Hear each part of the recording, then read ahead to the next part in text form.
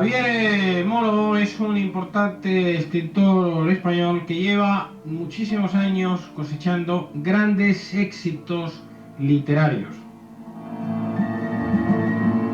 Javier Moro aborda siempre en su trabajo literario la vertiente social. Son trabajos de índole literaria, periodística y también, y sin lugar a dudas, o al menos a mí me lo parece, antropológico. Ayer se producía la presentación oficial de su último libro titulado Las montañas de Buda.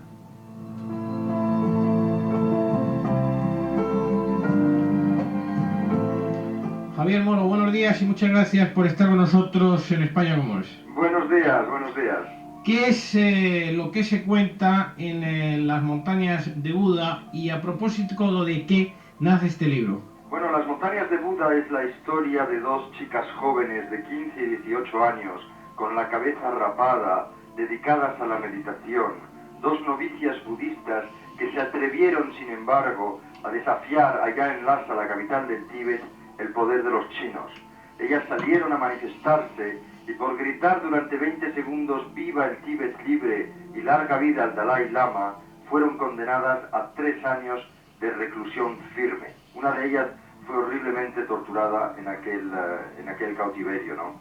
Y al terminar su condena, al cumplirse, aquellas dos chicas entendieron que no podrían seguir viviendo en el Tíbet y optaron por huir, optaron por emprender un viaje épico a través de las cumbres más altas del mundo para reunirse con el hombre que simboliza los valores de la fe, de la tradición y de la cultura tibetana que ellas conocen bajo el nombre de Océano de Sabiduría y que nosotros conocemos como Dalai Lama. Entonces, Las montañas de Buda es la historia de este viaje de un grupo de refugiados que se va, es la historia también del mismo viaje que hizo el Dalai Lama en 1959, es en definitiva la historia del Tíbet reciente, pero es ante todo la prueba de que la fuerza bruta no puede acabar con el espíritu humano, y este es quizá el mensaje positivo y optimista que tiene el libro.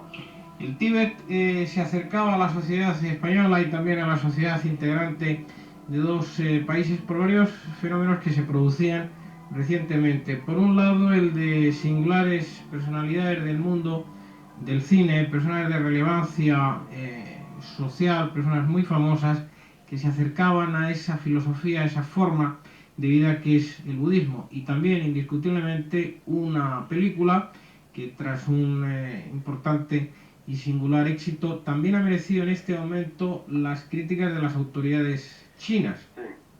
7 años en el Tíbet, la película que cuenta la historia de Henrik Harrer, aquel montañero que pasó sus años de guerra en el Tíbet y que fue uno de los tutores del Dalai Lama, ¿no?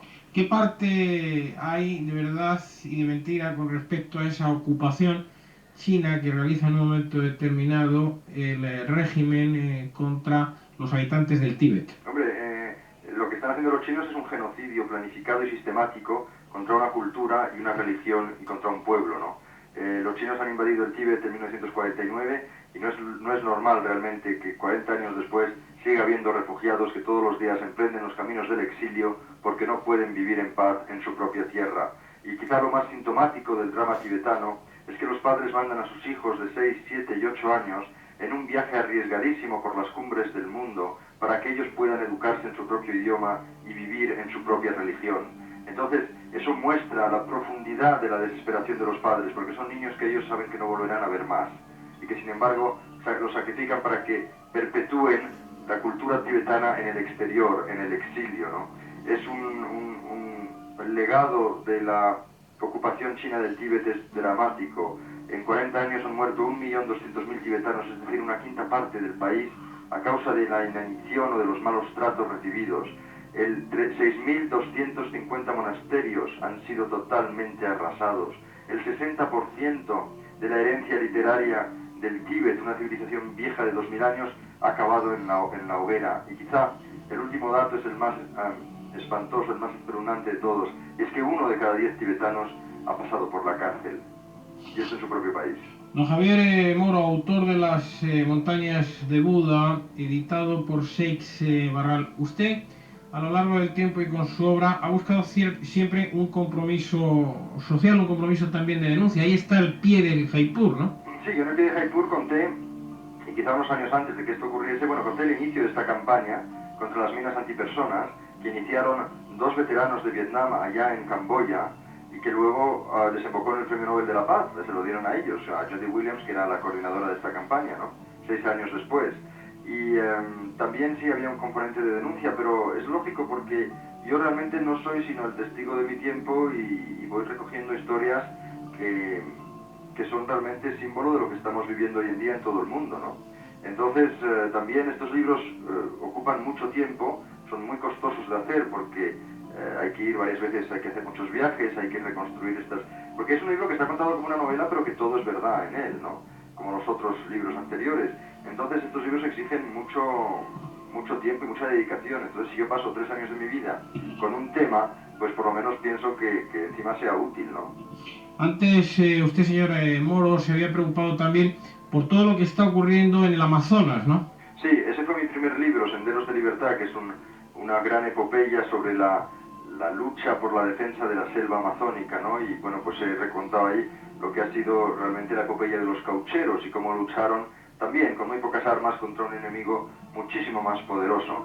Pero también eso era sintomático de uno de los desafíos de este fin de siglo, porque quizá el desafío ecológico es uno de los más importantes a los que tenemos que hacer frente. Otro de los desafíos del fin de siglo que tiene Occidente es cómo lidiar con China.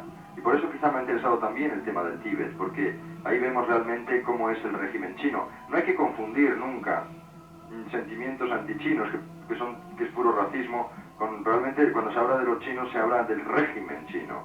Porque claro, el Dalai Lama, a quien más admiraba era Gandhi, pero Gandhi tenía frente así a los ingleses, un ejército, un imperio inglés decadente, ¿no? Al Dalai Lama le ha tocado el Partido Comunista Chino y esto es harina de otro costal. La presentación de este libro, Las montañas de Buda, contó con la presencia de Dominique Lapierre, ¿no? Sí, exactamente. Dominique Lapierre ha estado ayer presentando el libro. Porque usted, hay que recordarlo, quizá ya a lo mejor hasta le canse, pertenece a una familia, a una saga de importantes escritores y sobrino de Dominique Lapierre y en consecuencia primo también de la hija de este importantísimo escritor. Sandra Lapierre, la autora de este maravilloso libro que se llama Fanny Stevenson y que está ahora mismo terminando su próximo gran libro, que es el resultado de 5 años de investigación sobre la historia de una pintora del siglo XVII. Don Javier Moro, después del lanzamiento de Las montañas de Buda, ¿cuál va a ser su trabajo? Porque supongo que lo abordará con esa preparación y ese rigor documental del que hace gala, ¿no? Quizá haga un libro de viajes esta vez. No lo sé todavía, la verdad es que estoy todavía muy metido en este tema y como siempre, un tema así es una historia de amor que dura ahí desde hace 3 años y siempre es difícil cortar con ello, ¿no? Gracias, don Javier Moro, autor, como decíamos, de Las montañas de Buda, publicado por Seix Barral y autor de otras obras, todas ellas de gran éxito, como son El pie de Jaipur y Senderos de Libertad. Los dos temas de sus dos obras anteriores, por cierto, siguen estando social y periodísticamente en este momento, en lo que a la denuncia respecta, pendientes, ¿no? Vigentes. Por supuesto, son temas que siguen vivos y yo creo que cuanto más gente se entere de lo que está pasando realmente, más cerca de una solución estaremos, ¿no? No hay que olvidar que todo este tema de las minas también se solucionó porque la princesa Diana de Gales se interesó por el tema, fue a Angola y desde que las fotos suyas con niños tullidos dieron la vuelta al mundo, el mundo se ha movilizado para que cambiase el asunto y por primera vez se ha firmado un acuerdo, casi todos los países del mundo lo han firmado, para la abolición de la fabricación de las minas antipersonas.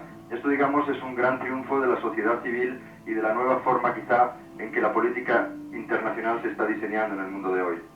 Gracias por estar con nosotros en España Rumores y felicidades por la publicación de esa nueva obra, Las montañas de Buda. Muchas gracias a vosotros.